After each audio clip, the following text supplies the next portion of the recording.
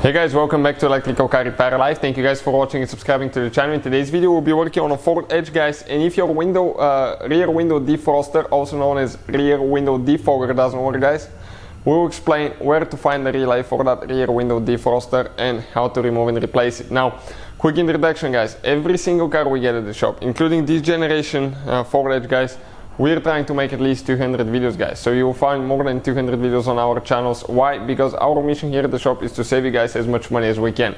So please, guys, subscribe to the channel, like the video, and hopefully you will find the information helpful. Now, if you guys need to buy any replacement parts, tools, let's say relays, fuses, anything like that, we'll have the link in the description of the video below for your convenience. Okay, and also, guys, you can get them for a really good price and save even more money. Let me open, guys, okay, let me open now the hood and I'll show you where you can find that relay. The relay for the rear window defroster. So, right here now, this is a 2009 Ford Edge, okay, that we're working on, 2009 Ford Edge. And the rear window defroster, guys, you will need it winter time. And you will notice if it's working or not in just the first few minutes, guys. If it doesn't, okay, if it doesn't defrost and melt the ice, okay, you can see those are the lights inside, those are the heaters. Most likely you have a bad fuse or a bad relay, guys, and we have the video on the channel that explains where the fuse is located as well.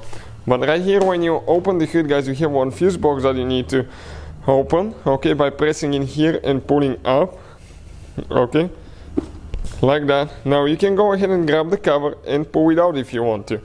On the back side of the cover, guys, you have the fuse numbers printed here. Unfortunately, you do not have the description, so you don't know what the fuses are for. Now, let me explain quick, guys, what we'll be looking for. Now, the relay that we're looking for, it's relay number 38. Okay, this is the relay right here. So the layout here corresponds to what we have here if you hold it like that. So, where is relay number 38, guys? Okay, number 38. It's this big relay here, and if you need to buy one, we'll have the link in the description of the video below, so please check it out, guys. All we have to do, grab it, pull it out.